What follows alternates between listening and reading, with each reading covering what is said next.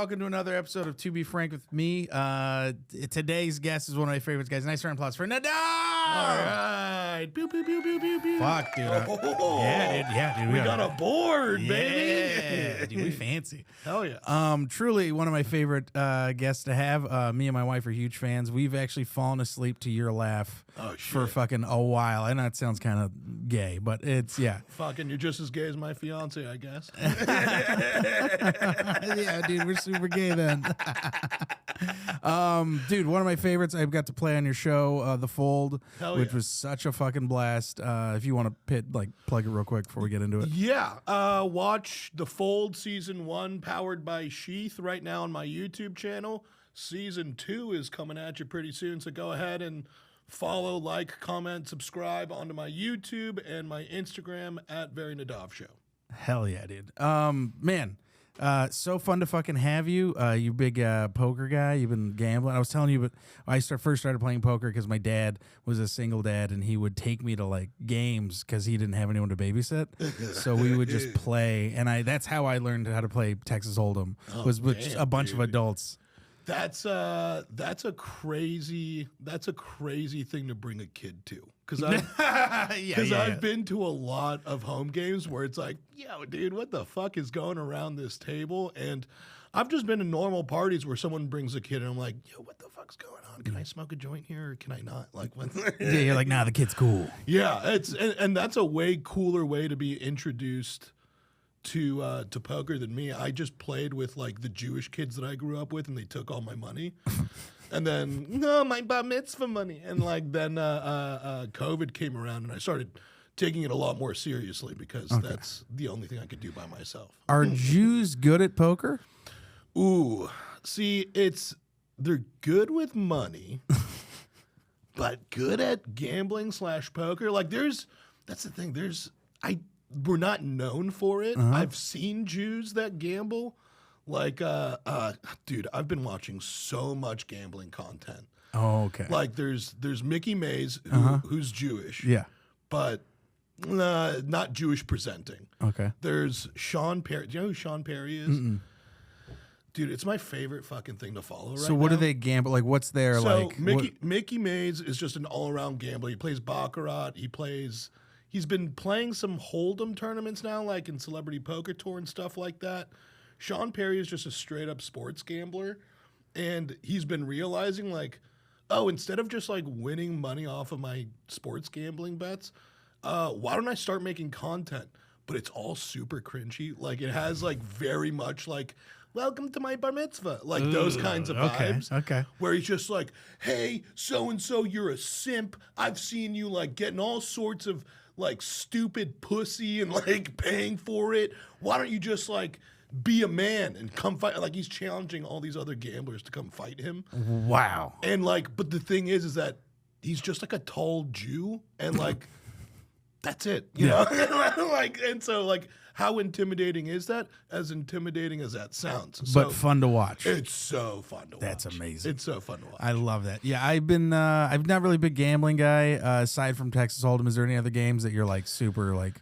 Ooh, so I went to China.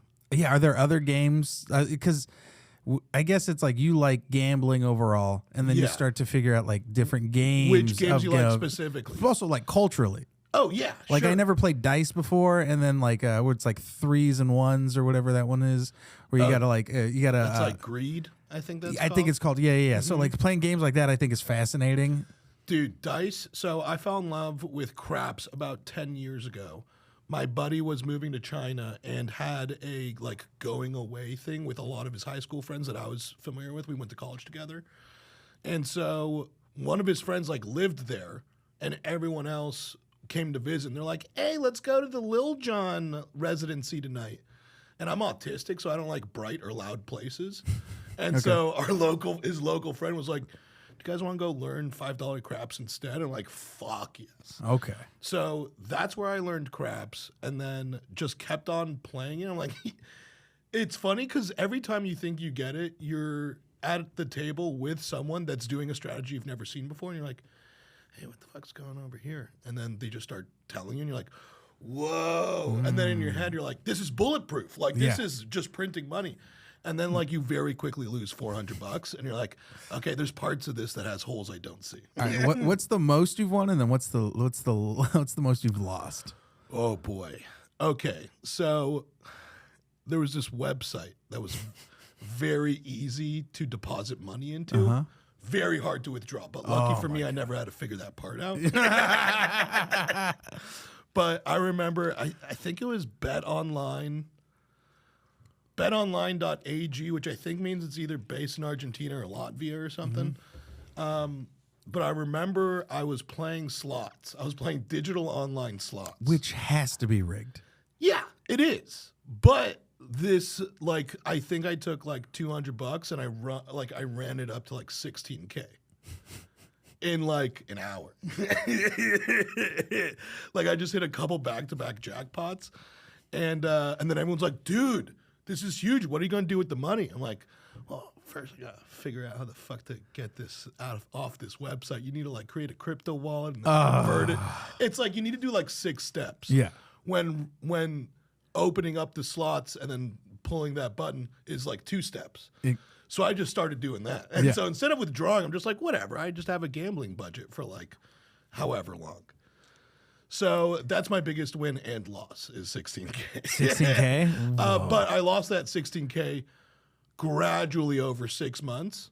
But I made that 16K in one night. Do you think it's worse losing 16K in a moment versus 6 months?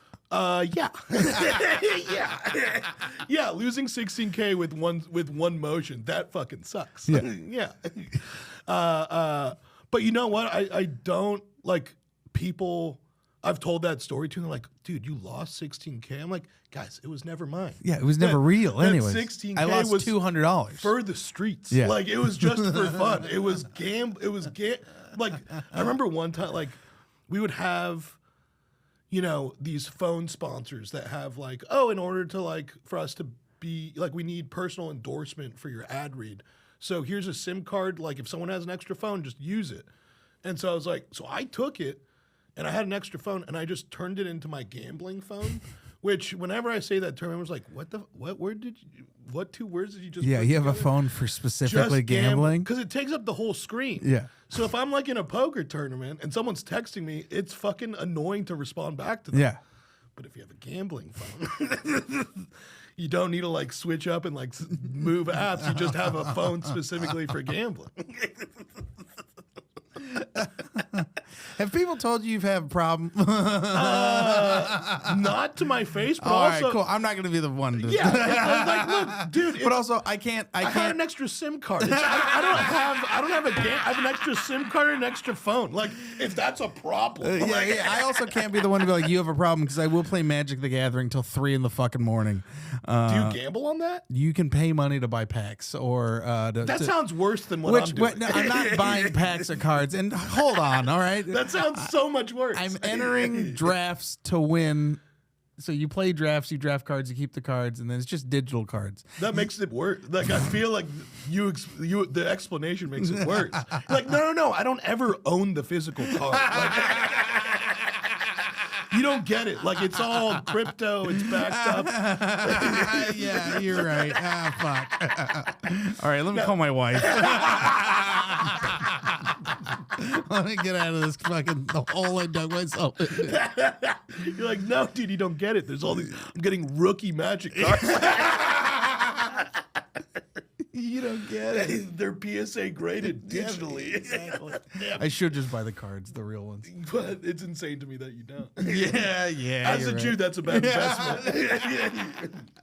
Yeah, it's me. Yeah. Hey, we got Nadav here. This is my wife, Hannah. Hi, Nadav. Hi, Hannah. She's a. Nice to finally meet you. Yeah, it's nice to finally meet you as well.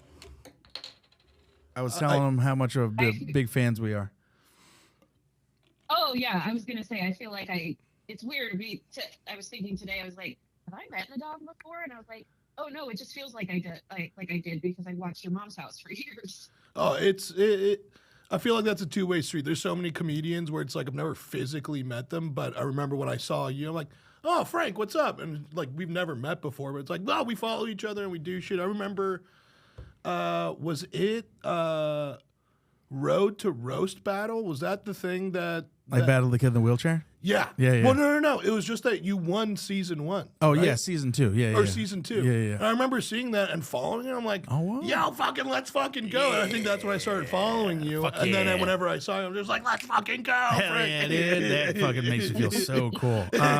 Also, interesting story. I don't know if we saw this on the podcast when we did the fold, but we both have something in common. Both our dads are dead. Yeah, we're both in that club.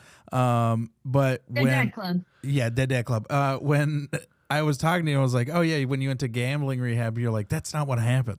Oh, yeah. Yeah, you're like, my dad died. Yeah, my dad died, and Tom and Christina thought they were doing me a favor by just like, let's give him some personal space and just tell everyone he went to gambling rehab. I found out with the rest of the world that I went to gambling rehab. Like there was, yeah, it was like I remember like watching the episode down like the day before it goes up, and I'm like watching it. I'm like, gambling rehab.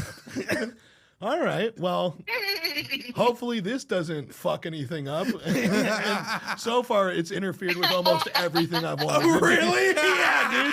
I'm doing a poker show, and I have to battle the comment section being like, I can't believe they wasted all that money on your rehab. I'm like, show me the fucking receipts, dude. It never happened. It's a comedy show.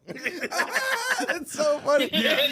It's really been fucking with me. Because I'm so sorry. Because I remember where I was walking to the table and I told my wife, I was like, dude, his dad died. He didn't go to rehab. She goes, sure. Dad. All right, Nadav. Well, that's the thing. It's like, it's there's so many things where it's like, sure, I like to gamble. Yeah. But it's like, it's not a problem. Like I pay my rent, I pay my bills and shit. Like it's never like, boy, well, I guess we'll just have ramen for the next 6 months. Nah, we'll be fine. We'll be fine. It'll be good ramen. Yeah, it's like, look, what I told you earlier. I measured in fun units. Yeah. So I won I also- 16K yeah. worth of fun, Yeah. and then I lost 16K worth of fun. So it all balances itself out, and we're at a net zero, and we're at a net fun. Yeah. You know? But the way I would think of it is really you lost $200. Right. See it. Yeah, Dude, I get it. You'd be so good at slots. Don't tell my wife that. All right, babe, what questions you got for us? I'm right here. Okay. I'll start with a relatively easy one. If the people closest to you could describe you in 3 words, what would? Lost all of it. Yeah, sorry, 1 sec. We'll do it again. Are you on speaker or are you? No, I have my headphones on. Should I Oh. take them up? No, you're that's good. perfect. Yeah, you're good. You're just, I would just hold the phone closer, but go ahead. One more time. Okay. If the people closest to you could describe you in 3 words, what would they be? If the people closest to you could describe you in 3 words, what would they be? Mm-hmm. Playful, aggressive,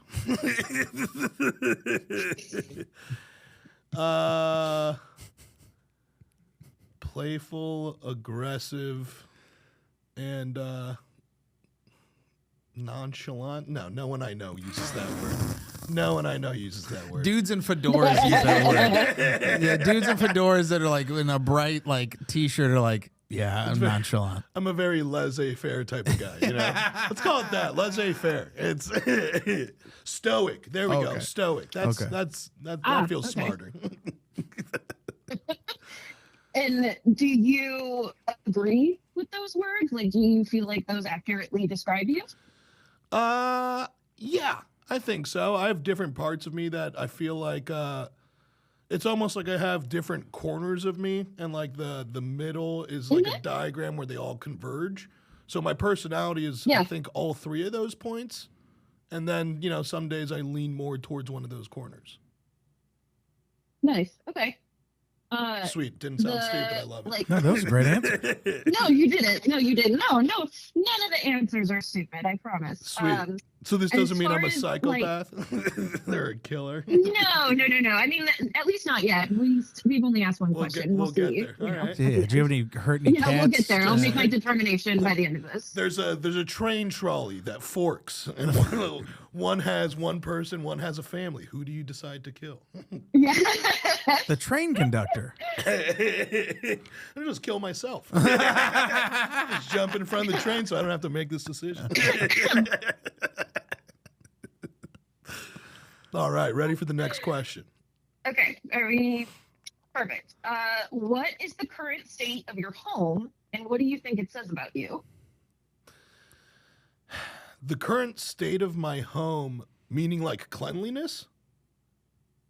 Cleanliness, organization, the decorations you have, shit like that. So I live with my fiance, and she doesn't let me clean. She starts calling me names if I do. Man, that sounds fucking amazing. Yeah, she's a keeper. She's great. Like, my wife calls me names if I don't do it. No, she'll see me like pick up a plate like to start cleaning. She's like, "What the fuck are you doing?" That sounds I'm like, so great. "Fucking nothing." I'm gonna go back to phenomenal. So everything in my house is pretty clean, and then my office that I work out of, she's not allowed in because she will either break something or hurt herself because there's just a lot of really expensive equipment everywhere. So she'll like bump her head on a camera. I'm like, yo, that's like a fucking $3,000 setup you just bumped into. You know what? You don't need to clean in here. And so my office is an absolute mess, and I clean it maybe like once every 6 months. So the place where I make the money, dirty as shit. Everywhere else where I rest is pretty clean. How would you describe me, babe? You are an explosion. You were an explosion. That sounds like a compliment. Through the door. I mean, it's nice that you think that, but it's not. It's not a compliment. No, he walks through the door, and anything on his person, including his clothes, he just leaves a trail. I'll just from toss the door my. to I'm pants off, shirt off, Yeah. drop my bags, and then I sit on the chair. Oh, dude, I do that. Yeah, Yeah. I do that too. Yeah. Yeah, it's I drop just the won't clean it up. inventory. Yeah, my fiance, Oh my she's just God. like, oh, wow, you got it real close to the hamper this time. And I'm like, see, babe, I'm getting better. Like, Babe, do I get it in the hamper? No, are you that Oh my God. You leave clothes everywhere. If I put them in the hamper, you'll be like, "Where are my clothes?" Like, Actually, oh my that God, is were they wrong? yeah. I'll wear a pair of pants more than once in a week, right? Because it's like I think it's ridiculous And to. that's- oh, yeah, pants for sure. Yeah. No, that's fine. That's fine. Just don't leave them on the floor. Put them somewhere Where are you gonna put 'em? else. Oh, hold on. Here's a question. How Back? I don't know. many days will you wear a pair of jeans before you're like, these got to get washed? I guess we should ask Hannah.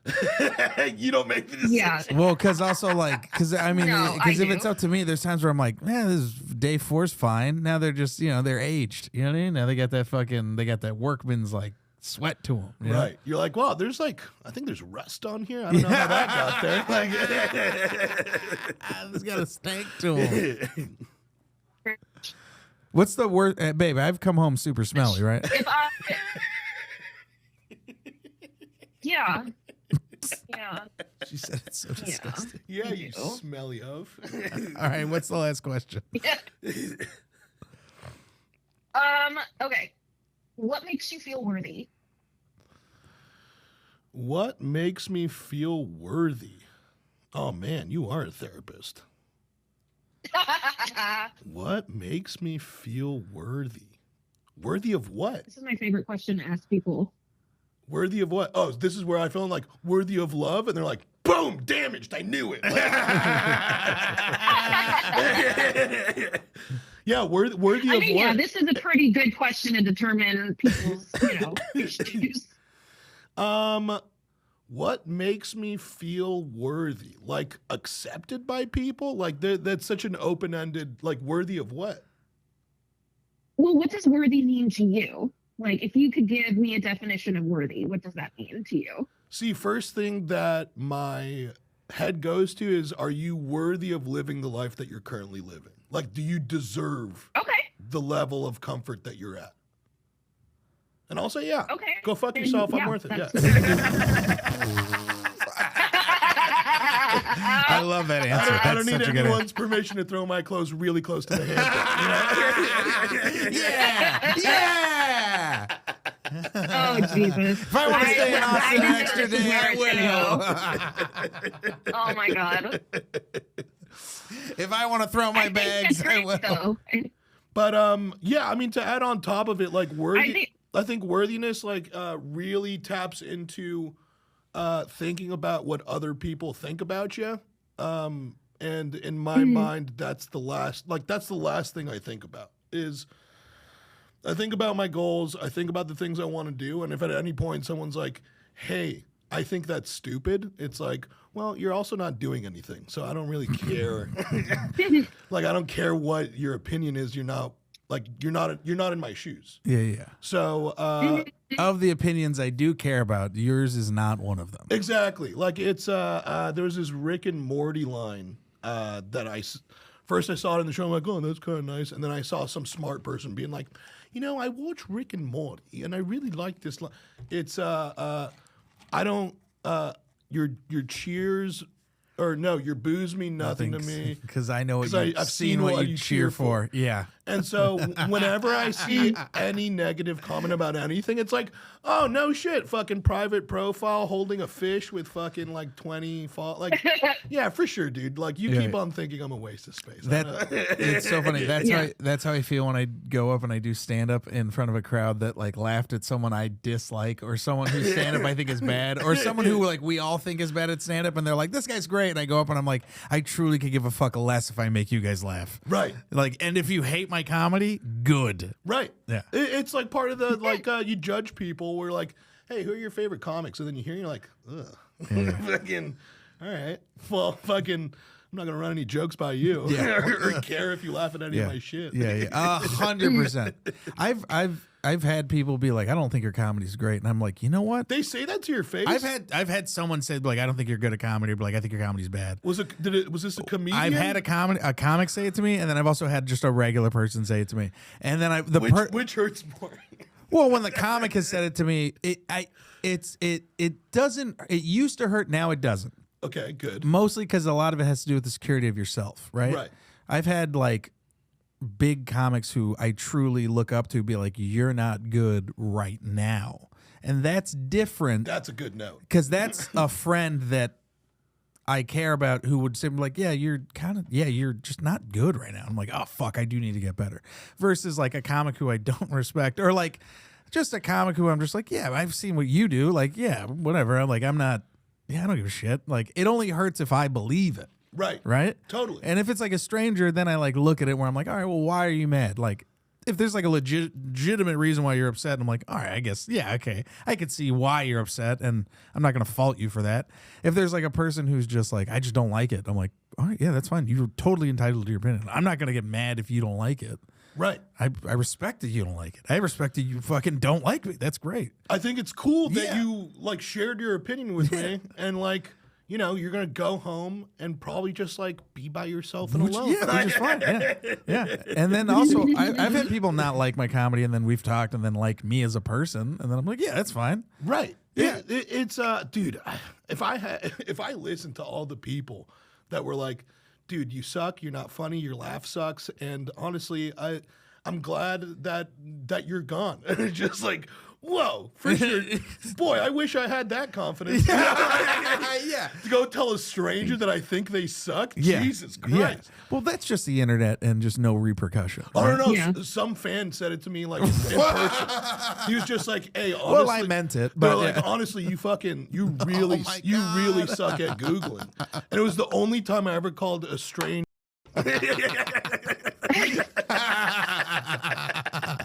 like, I'm gonna go get a drink, dude. Like, that's so fucking funny. Well, as someone with an annoying laugh and someone that sucks at Googling under pressure, hey man, it's totally okay, dude. You're in good company. You're safe, dude. No, yeah, I felt pretty comfortable saying that. I just like it's. Boy, this is what Yeah. you do with your like. Yeah. If I had the confidence to tell someone that in person, I'd go start like a multi-million-dollar business, not just like telling people that I admire. Like, Yeah. hey, here are your down. Like, here's the things I don't like about you. It's Yeah. like, dude, that confidence is a superpower. Yeah. Go do something productive and not. You can take over a fucking country with that fucking Exactly. confidence. Go fucking find some Nazis in Brazil hiding out. Like you could find some medical records and break into hospitals and figure out where they are. Like just by seeing what you're doing. Yeah. Oh my God, so great. All right, I know you got to get back to work, babe. But do you have any more questions before we get out of here? I mean, I do, but they will probably take a decent amount of time. All right, well, So you can hit us I with have, one. I have a section Yeah, in, yeah. like, Give 20 us a little bit more. I yeah, like this. give me one. Okay. What are the values that you live by, or no, the most important values that you live by, and do you feel like you're actually living by that? Ooh. I think the main one, like my main rule of thumb. We must preserve the white race for a future. No, Hey, technically I'm not white. I'm white. I'm white presenting. why does Frank know the 13 words? Presenting. Hold on. Give me the question one more time. What are your most important values, or the values that are the most important to you? And do you feel like you're actually living by them? Okay, so the most important value that I think justifies whether or not you're worth hanging out with is if you're not adding to a situation, you're taking away from it. So if I find myself in a place or in a situation where it's like, these two are the killers, like these two like fix problems, or they like make, like if they're involved, you know it's going to be good, you know it's going to be better. If these five are involved, you're in for trouble. You need to double check some work. So it's, do you create / present problems, or do you add to experiences? It's, yeah, that's kind of like my main meter on judging people. If that was the question. Damn, that's a good ass answer.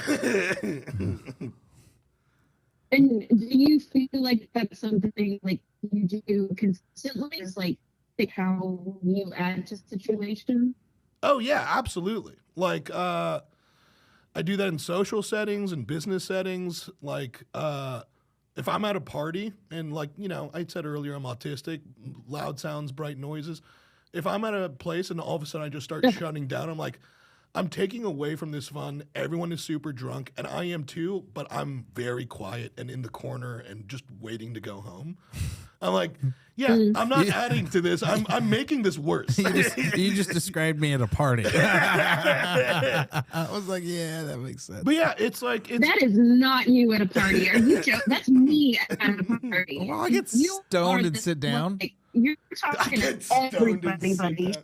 Guys, it's both of you. But It's your. you It's are not. the It's not mutually exclusive. You could both be that. Babe, can we not fight in front of the guy? Can we not fight? You're embarrassing me. you know, if you weren't just wrong all the time, you wouldn't have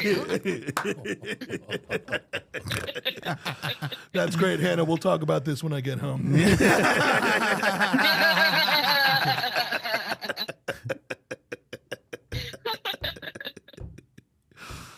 Oh, that's so funny. Go ahead. Well, that was my last question.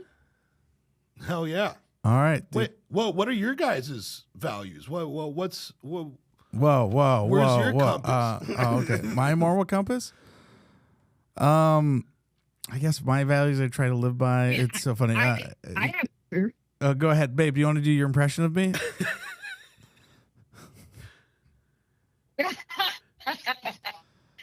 You know, you just gotta keep it down. You gotta be, hungry. Not, like, you just gotta you gotta respect. You gotta respect the process.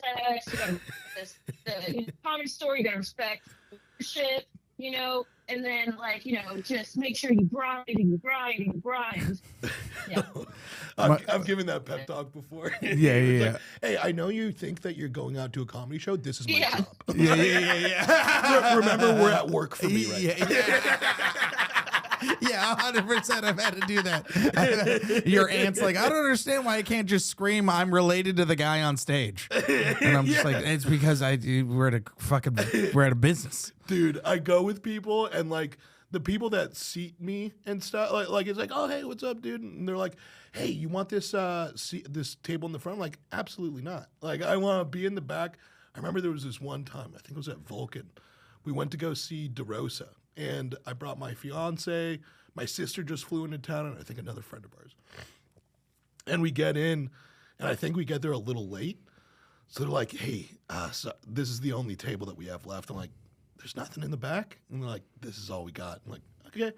I'm sure it's fine. And I had recorded with DeRosa like earlier that day. I'm like, it's fine. It's probably not going to like do anything. And like the opener comes up, they're great.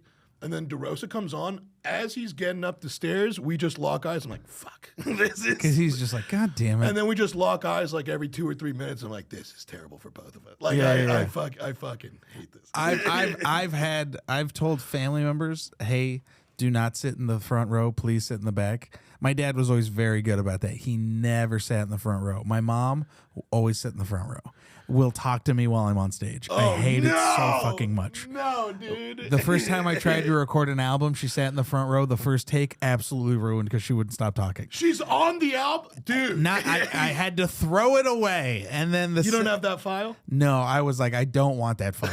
I should have kept it, but I was like so not into it. It was bad. And then I remember I had like security come and like kick my whole family out of the front row and take them to the back. And they're like, that's a good show. They're like, why'd you do that? And I was like, because of this. Because this is why. I was like, I don't want to fucking. And now they're like, oh, okay. You also got to like teach them. Sorry, babe. We got distracted. No, I guess so she's making fun of me. Okay. She's making fun of me because like whenever comics ask me advice, like younger comics, I always tell them like there's a bunch of things I always remind myself, which is like be hungry, not thirsty. Try to be hungry, not thirsty. I like that. Yeah, try to be better than you were the day before. Oh, Jesus. Don't encourage him. You're only as good as your last joke. Okay. Right? Well, what if you're trying out new shit? Well, that's the thing. I mean, as long as you're always getting better, right? Your new shit will, in theory, be better than what you wrote before. Okay. Because you're learning new things, right? As your skill set's getting better, right? Okay. And then as you get those jokes better, blah, blah, blah, blah, blah, right? You know, and so on and so forth. What else? Just like don't like grind without purpose, like grind with purpose, right? Because there's people I know who've been doing like 20 years, like I go to bikes every day, blah, blah. And it's like, yeah, but you're doing the same 5 minutes. Right. Or like you're not being riding. productive. Yeah, you're not being productive, right? So shit like that. And then she always makes fun of me because she calls it getting my dick sucked. Like I'll be at the store and some like bright-eyed kid will come up and be like, I just started stand-up a year ago and blah, blah, blah. Kid, what do you have any advice? And my hand is like, oh, God. She just walks away. She's like, again. Oh my God. Yeah. She's like, I got some advice for you. Find a woman that's got her master's in psychology. Find a lady with a private practice. That's the fucking advice I got for you. Really? Find a sugar mama so that you, like once the jokes start hitting, you're supported until they start hitting. Yeah, exactly. Yeah. Can't wait to go to Japan, babe.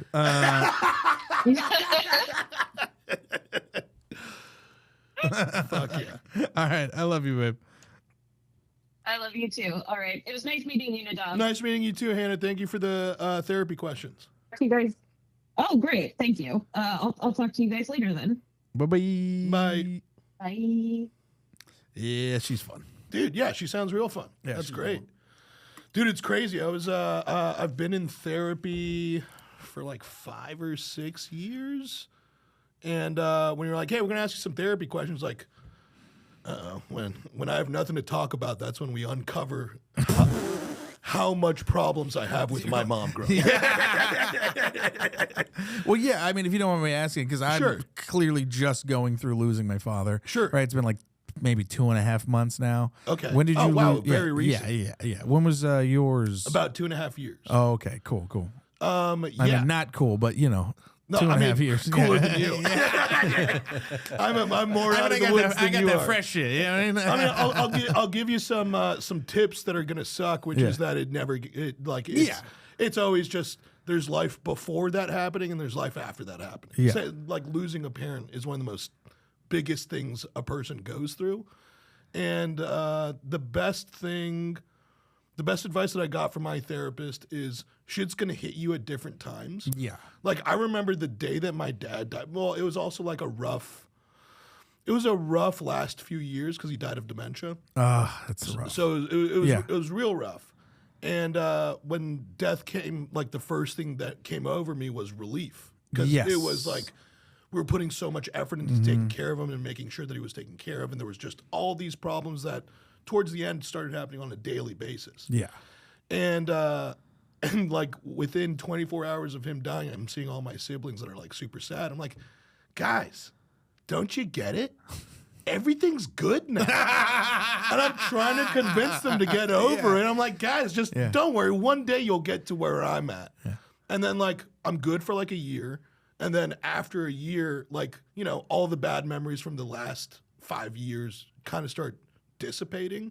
And you start remembering some of the good stuff. Yeah. At least for me. And I was like, oh shit, I guess I do miss him. And then like you just start going through grief. Like grief just cycles throughout all of it. Yeah.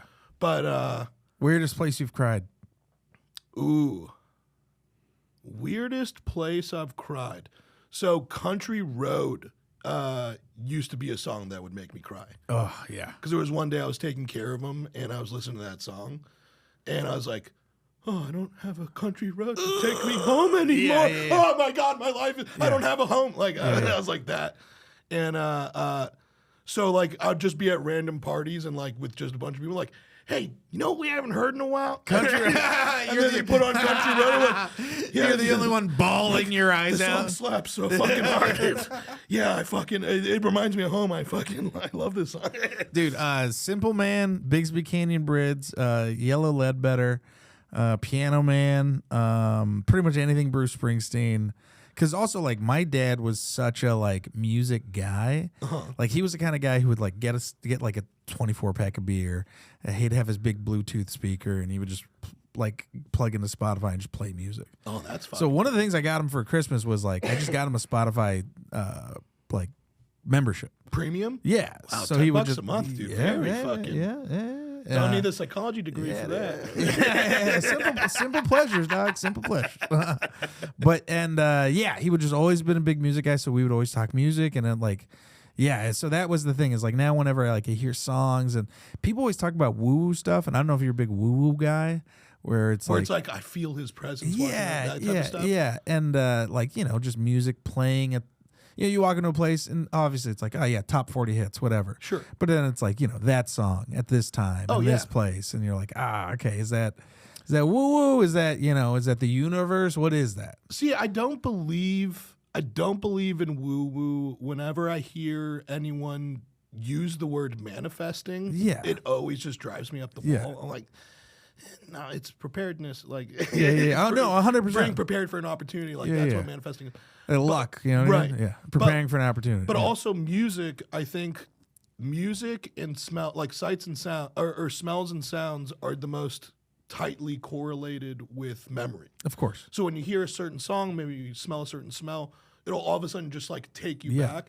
For me, like it's the road trip albums that we'd listen to. So same thing with my dad. Yeah. Enya, Venga Boys, pretty much those two. Buddha Bar Delight Volumes 1 through 8. Yeah. Like those were the things that we listened to. So if I hear anything that my dad would have put on, like it does take me back, but I never connected to any like, oh, that was Pop that just put me on the jukebox. Like I'm not like I don't go to that. DJ. Yeah.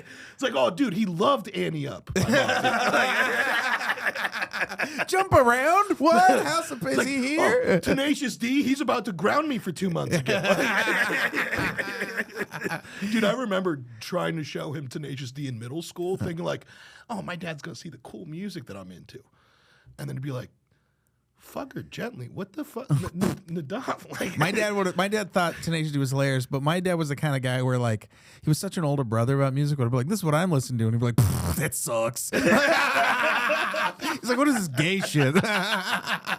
No, yeah, I remember back in the day before internet, like you would just like go over to your friend's house and listen to the new Limp Bizkit album, Yeah. where that was the activity, and now it's just. I don't know the names of any of the new songs. I'm like, Yeah. how does the jingle go? Like, because I don't remember lyrics, I don't remember song titles. I'm just like, ba, ba, ba, da, ba, ba, ba, da. Oh, that one. Yeah, I know. That My one. dad, this thing I loved about my dad is, with technology, you kind of lose that. My dad was the kind of guy who he would Shazam things, write down the songs or find it, and then like buy a ticket to a concert if they were nearby. Oh, Yeah, he was that kind of guy. So I that's remember. productive. Yeah, like I remember. You remember The Accountant with Ben Affleck? Yeah. the first one about the autistic John Wick. Yeah, so that came out, and then I remember my dad. I told him I was like, "Hey, I want to come." I'd come up to do shows in the Bay Area, and then me and my dad would hang out, right? So he was like, "Hey, I want to go see this guy play in Santa Cruz." I found him on Shazam, and I was like, "All right." And it was a guy that. It's the guy. His name's Sean Rowe. He plays a song called "Leave Something Behind," and it was at the end of The Accountant. Beautiful song. My dad was like, "I really like it." Found out he was playing in Santa Cruz at literally a coffee shop for $20, and it was like 50 people. We went to Santa Cruz. That's we rad. paid the money. My dad's a full cholo looking guy, Fuck yeah. sitting down in a fucking place where they serve crepes, and he was like watching this guy play guitar that he had found on Shazam through a movie. He was like, "I loved it. This is great." Like he would love to do shit like that. Dude, that's awesome. Yeah. That's yeah, dude, my dad was so gay about music. Like the stuff. So like my first two concerts, like he always, What was your first concert? he always believed in like creating experiences for for the family where it's just like it doesn't matter what we do, we just need to do stuff together. Yeah. So my first concert ever was Savage Garden. Whoa. And like my dad was balling at the time, so he was just like front row tickets for all of us, and didn't realize that like that dude was just like looking for pussy like all the time. So like the Chicka Cherry Cola, like that song doesn't say I want pussy and tits backstage after the show. Yeah. But during the show, he's saying that in between all the songs. And so I'm like, what's up? I'm in 4th grade. This is crazy. Those leather pants are really tight. He just winked at me, I think. And like, so that was my first concert. My second concert was this new age artist named Katara, Okay. where it was like he had 8 keyboards and all of them had just different animal sounds on it. Whoa. So you'd hear like animal, like whales and birds and fucking just all this really weird shit that he would create like I don't know, it almost sounded like the soundtrack to The Beach or whatever. Yeah. And I remember like I was in 5th grade and like we're front row center. I think we're at the Universal Amphitheater or something. And he just starts and it's just like, boy, this fucking sucks. And I'm just trying to, like, we're right by the speaker. And so I remember, like, I'm just going to try and sleep through this. So I close my eyes as, like an idiot, as hard as I can, like this. I'm like, this will help me get to sleep faster. And I start leaning on my mom. And then she elbows me awake saying, Kataro can see you. You're being disrespectful. Wake the fuck up. And then I'm like, oh, you don't like me sleeping? Well, now I hope you like me crying. Start crying immediately. Kataro can see you. Start crying immediately. They sent my brother across the street to go get me some fries from McDonald's, and then we all ate McDonald's in the parking lot as my dad finished it out. Dude, respect to your dad. Dude, he was a baller. It was very much, he was just like, oh, you guys, all right, well, I'm going to do the thing that I wanted to do. And I'll meet up with you guys after. Dude, I remember my first concert was U2 and No Doubt. Dude, my that's dad, a good fucking first concert. Yeah. My dad was a big U2 fan. Almost my first concert was the Backstreet Boys. So this That's is what the second album I ever bought. Whoa! So yeah, so I remember these girls across the street from me were like, "We're going to the Backstreet Boys concert," and I was like, "Oh, I want to go." And I think I kind of liked Backstreet Boys at the time. And I remember me and my dad waited. Kinda. Shut up. We know what that means, dude. You ask them, they're like, "Guys, Millennium just came out." They're at the top of their game. We can't afford to miss this show. I'm gonna go wait in line. So we were like first in line. It was when Ticketmaster had kiosks at like CVS's or whatever those like small little stores were, right? So I remember we were like first in line. It was like we get there, and my dad's just sitting there in line with me, and he's just looking at the line. It's all like chicks and just fucking. He's just like not happy about it. And then he's like talking to the guy. He's like, "Yeah, can I get 2?" And the guy's like, "Yeah." And he's like, "When do you want it?" And he's like, "Oh, the show's Wednesday." And he goes, "Oh, yeah, the show's a school night. You can't go to this." And then he just fucking was like, "I'm not letting you do this." He's like, "Thank fucking God." Yeah. And then we went and saw U2, and I think it was on a school night. It was like, I'm not even fucking. Yeah. And then, yeah, dude, he was just fucking, dude. Yeah. Dude, he was ridiculous. It's funny that you say that where you talk about creating memories, because my dad was the kind of guy who he would do ridiculous shit and be like, "I'm just making memories." Yeah. Like there was a time where he stole a bunch of beanbags from Music in the Park because he was like, "I'm making memories," and just ran with, this is a grown ass man with 2 handfuls of beanbag chairs just running from downtown San Jose because he was like, I don't know, it'd just be funny. Dude, he was a riot. Dude, my so my dad I think we were at the Grand Canyon, and this was like the 5 years where he was balling. Like he was doing really good in business as a jeweler. And after 9/11, it all went in the shitter. But before that, he was just like, "I'm creating as many experiences as possible." And I remember we went to the Grand Canyon. He's like, "I'm getting a helicopter ride for the kids." And I was young and just slept in the helicopter ride. And so, like, he would remind me constantly. He'd be like, "Hey, man, do you remember flying over the Grand Canyon?" I'm like, "No." He goes, "Oh, right, because you were asleep." That was the most expensive fucking nap you've ever taken in your life. Like, great. Damn it, dude. My dad caught me masturbating once and would never let me live it down. He'd never let you live it down? Nope. It was, I remember he caught me masturbating. How old were you? I was like maybe 13, 14. And I remember his face when he walked in. Years. Yeah, I remember he opened the door and he was just like, "Whoa!" Wait, was your back to the door? Were your eyes facing the I was door? forward. I'm sure he just saw my ass and just movement, right? And then he was just like, "Ah!" And then like shut the door, and it was like so funny to him. And then afterwards, he was just kept like making jokes. He was like, "You want to go watch a baseball game? The Yankees are playing." Like he kept saying shit like that. Dog. No He was the jerking worst. off in the stands if I Yeah. take you. I know this is what you're into right We now. also did find a porno when we were cleaning out his stuff. It was fucking hysterical. On VHS? On DVD. Ooh, Yeah, dude. that's the new age. Yeah. He carried the habit of It was- Dude, I remember like in middle school, you like someone found like something from their dad's stash, and you just pass it, or you'd be like, "All right, fucking Mikey has it this week." Everyone's And then busting Yeah, nuts. everyone, and you don't realize, you're just like, "Oh, there's probably so much cum on this cassette tape." Yeah. And then also figuring out at a young age how to be alone in the family room that has the VCR without anyone walking in is hard to figure out. Dude, you remember having I vividly remember having to wait for porn to buffer on the family computer and just waiting in between while everyone was running errands and being like, "I gotta time this right," and you're like looking at the fucking, make sure that no one's coming up the driveway, you know what I mean? Command tab, command tab, command tab. Yeah, trying to fucking come before they get there. But then also it's like it would there's like 20 failed download. Like some of them are just like empty files. Yeah. You're like, "Oh shit, I got like 8 viruses in this batch." So you got to download like 25 gig files that takes 3 weeks to fucking download. And you're like, "Well, maybe I can jerk off to something new in like 2 months." Like Hoping, dog. Oh, good old times. Sorry, now we're just trading dad stories. I love it. Yeah.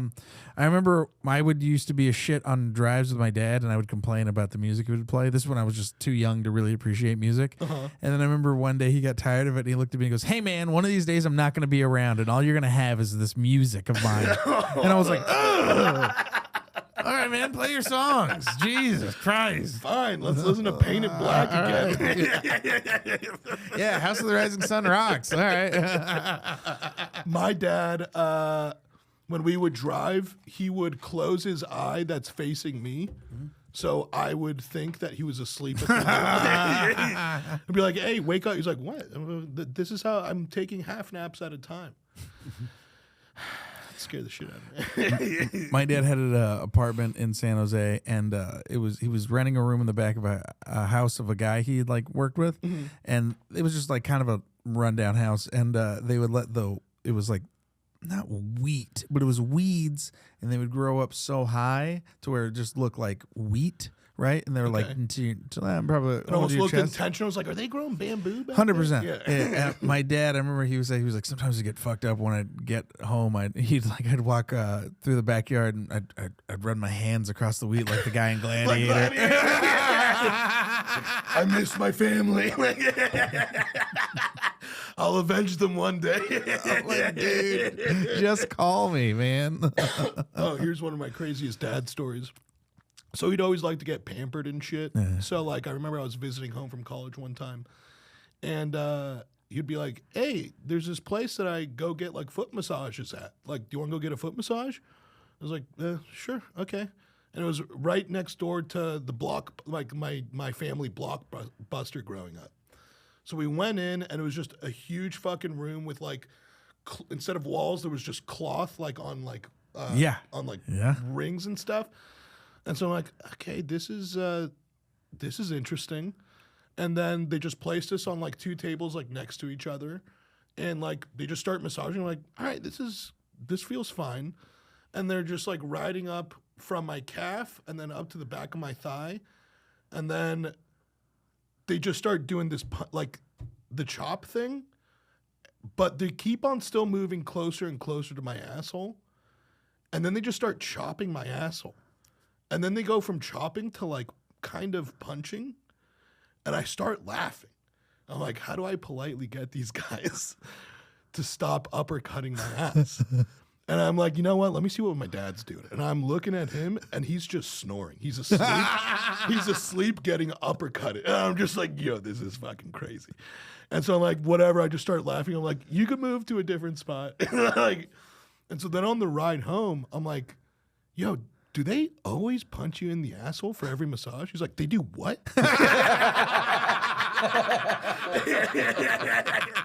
What do they do? I'm like, dude, you were rocked to sleep. You were this is the most peaceful I've ever seen you.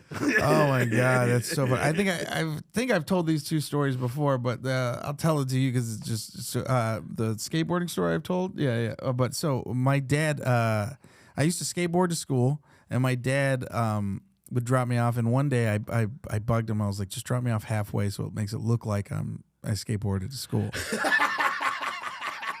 And he hated that I asked him to do that, right? And the way his work was, he still had to pass by the street and pass by my school. Okay. And so I skated the rest of the way, and I caught up, or he ended up catching up to me because of like traffic and stuff. And I get to the light in front of my school, and I'm crossing it this way, and he's right here at the stoplight. And as I'm going across, he rolls down his window and he screams, "Poser!" And then my wheel hits a fucking rock, and I go flying in front of everybody, and I fucking eat it in front of the whole school. And your dad. And then my dad drives off. Yeah. Core memories. Dude, such a good. And then what was the other one I was gonna say? Oh shit. So this is a story that I had heard from his friend in Memorial. So during Christmas in the park, this is a big thing they have in San Jose where they just do a bunch of Christmas ornaments, a whole thing. And, okay. So my dad and his friends, they just get shit faced in downtown San Jose. So they're in downtown San Jose walking through Christmas in the park, and they have a bunch of Christmas trees. And my dad looks at one of the Christmas trees and just tackles the fuck out of it. Just takes it down. It's got Christmas ornaments and everything. And these ornaments are like this big, right? Okay. And they're all glittery. And so each of them take one, and they all just sprint to the car, right? And they all get in the car, and then a security guard stops them and is like, "What the fuck are you guys doing?" And like shines the light. And in the car, it's just four guys holding Christmas orbs, and there's glitter fucking everywhere. Oh, those cars are ruined. And the guy's just like, "Get the fuck out of the car." So he gets out of the car, and there's four of them, one security guard. And the security guard's like looking at him, and he pulls his fucking walkie-talkie out, and he's like, "Don't go anywhere." And he turns around, and the second he turns around, all four of them fucking bolt. Yeah. They all just fucking immediately leave, right? We're not listening to a rent-a-cop. Dude, so right? So they all, my uncle at the time was with him. He was just like, I don't know what happened. He was like, we went to the house. He's like, I don't know what happened to Frank. I don't know what happened to blah, blah. He's like, but there was glitter fucking everywhere, right? Fast forward to a message that I get from one of the girls that he used to date. She goes, yeah, me and my dad used to date. And I go, all right, well, tell me like a funny story about him. She was like, well, the day we broke up, she goes, I had went to his work because his work was kind of near downtown and had a loft above his work. So he would stay there instead of driving all the way home because he was drunk. So she was like, I brought him food the next morning because he was hungover.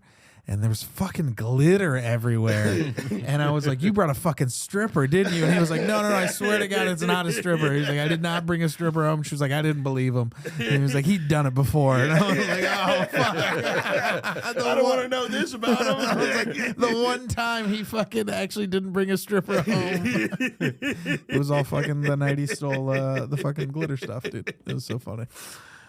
Oh, that's so fucking funny. That's my dad loved entertaining himself, even if it meant pitting his kids against each other. That's a good dad. So I remember like I was back home for like Thanksgiving or something, and me, my brother, and my dad are like in some room watching like a James Bond marathon or a Star Wars marathon or something. And at some point, like my brother was like, I don't know, he called me something stupid, just like, hey, you fucking stupid idiot, or whatever it was. And it was like, I'm a freshman in college, like, I'm a sophomore, like, no, I'm okay, whatever, like, it's gonna take a little bit more than that to like rile me up. But then my dad just looks at me and goes, you let him talk to you like that? And I look at my brother, and like we both just like shrug. I'm like, I guess we're fighting.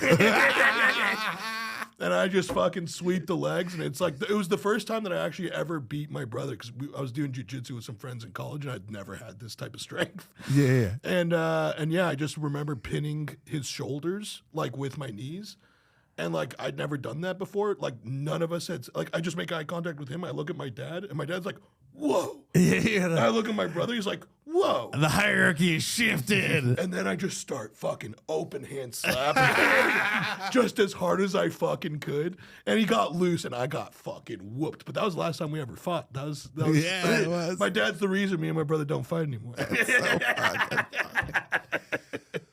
Oh man, yeah. The changes. Were you always the small one in the family? Yeah, Or- I was always the youngest. It's always weird when the change happens. I've never thought of myself as intimidating or big or anything. And then like an incident happened at the taco stand the other day. It was right here at Revolution. A guy took my burrito and he took it out of line, and then I was just like. Like they called your name and he took accidentally the wrong order? Yeah. And I had taken my headphones out and I was like, oh, maybe his name's Frank or, whatever. And then like goes on, I don't get my food. And I'm like, hey, did you guys blah, blah, blah? And they're like, oh, yeah, we called it out to Frank. And they're like, are you Brian? I'm like, nah. And then they're like, oh, I think he took your burrito. And I go, oh, yeah, Brian definitely took my burrito. And everyone kind of like laughs. And then I look and I go, hey, Brian. And like in the full room. And everyone just kind of looks up and I go, you're eating my burrito. And he just goes, oh shit! I thought they said Brian, and I go, yeah, my name's Frank. They said Frank, and then he goes, oh, I'm sorry, and I go, it's okay, Brian. Enjoy the burrito. And then I go and I sit down, dude. I was furious. I've never been so mad in my whole goddamn life. And then as I'm walking away, the lady goes, yeah, Brian, your food's here. I have your tacos you ordered. I'm like, you're eating a burrito. You ordered tacos. I would have blown a fucking gasket. I fucking lost my mind. And then I sat down and I didn't realize like how upset I was because my wife had said, she was like, when you get mad, you just smile. And that's even weirder. No, yeah. I see that. Yeah. And she was like, it's just crazy. And but then it's like a sinister smile. It's like Jack Nicholson eyebrows. Like yeah. And then, he came up to me and he apologized. He's like, I'll buy you a drink. I'm so sorry, blah, blah, blah. And I was like, it's fine. And then two other people who weren't in the group came up and apologized on his behalf. And I was like, fuck, I didn't mean to scare people. Well, it's kind of cool when you do, though. Like, because when you're just being yourself and they're like, hey, that thing that you always do, it's very intimidating. Like, no, shit, I thought that made me look gay. Like, that's very cool. I remember the first time that I sensed fear from someone. If that isn't a fucking serial killer. So I was walking behind this woman. It's late at night. We're in an alley. I remember it was I always, this is how toxic I was. So toxic when I was younger. I looked forward to getting slighted because it meant I could now just unleash on this person. Who are you, my mom? Justify. But I remember this was like one of the maddest that I had gotten at that time. I was in college, and I think I was in some sort of meeting. I get a missed call from one of the dumbest people I knew. And I'm like, yeah, I'm not answering this. And so I lived in a frat house, and the doors were never locked. So I come home, and I see that the bag that I keep my weed in has $5 next to it. Or no, has $5 in it. And immediately I'm like, they didn't take $5 worth. Someone's fucking with my shit. Like, I know they didn't come with a fucking scale and took a fucking nickel back for my shit because I had a lot more than this. I had way more. I have more missing than $5 worth. Yeah. And so I started getting mad. I'm like, who the fuck could have done this? I'm like, oh, wait, that fucking idiot called me during my meeting. Let me call him and see what he wants. And I called the number, and I just see, and this was the days of flip phones. His flip phone just starts vibrating next to my bag.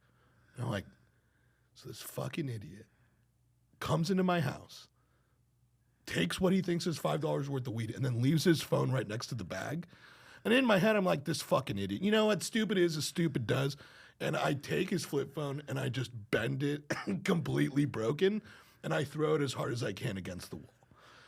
And then the next day I get a hold of him. He's like, hey man, did you see the $5 in the wall? I'm like, oh yeah, you should probably come pick up your phone. He goes, what do you mean? I'm like, oh, I broke it. He goes, why? I'm like, I didn't approve. I didn't approve you taking weed. He goes, you broke my phone? I'm like, yeah. He goes, dude, that's way more than $5. I'm like, why'd you leave it? You just don't need your phone? You're just leaving it by the thing? And then at that point, I'm like, oh, maybe I need to get on this anger thing. Yeah. Like as I'm telling this story to people, I'm like, no one thinks I'm the hero of this story. And then everyone clapped. No, they didn't. And we're just like, boy. One of my favorite moments, sorry, that reminds me, and then we'll get out of here on this. One of my favorite moments is in high school, I used to hang out with a bunch of guys. It was in Temecula. It was just a bunch of cool, we're just a bunch of nerds, right? Yeah. And it's kind of but not burnouts, but we're just not the cool kids, right? Mm-hmm. We all hung out afterwards, after high school. We were cool. And I remember we had a party at one of our first friends had an apartment. We had our first apartment party, right? And one of our friends who we hadn't seen in a couple of years comes. He wasn't even a friend, just a guy that we went to high school with. He was kind of a nerd, kind of just a weird guy. We hadn't seen him in forever, and he comes and he shows up, and he just come and hang out, and he's like, yeah, I got the new iPhone. And we're like, oh, that's sick. And he goes, yeah, I got this really good case. It's unbreakable. It makes the phone unbreakable. And we're like, really? He goes, yeah, you could throw it on against the wall. It's fine. He goes, all right. And someone throws it against the wall, and it's like, yeah, it doesn't break. And then someone else threw it, and he goes, yeah, it doesn't break. And then he threw it off the table, and they're like, oh, yeah, it doesn't break. And everyone's like, oh, that's fucking really impressive. And then he was like, yeah. And he was like, you think we could throw it off this patio? And we're 3 stories high. And he was like, yeah, absolutely, it's not going to break. So he throws it off the patio, and then we go down, and it's broken. And the guy goes, oh, shit. And we're like, oh, that sucks. And then we all go back upstairs, and he didn't go back upstairs. We never saw him again. Well, yeah, that's a problem he needs to fix right then and there. It's I need to go talk to my mom about it. This dude was 20. This was a few years after high school. 20. This guy was a fucking grown-ass man. He let his peer pressure him to throwing his phone off the fucking patio. Fuck. Oh my God. I wonder where he is. You know what? He probably took from there. He was like, I'm never going to be down an iPhone again. He just now he just collects iPhones and sells them. He fucking owns Samsung. Just I have a gambling phone, I have a calling phone, I have an email phone. I got a phone for everything. Dude, thank you.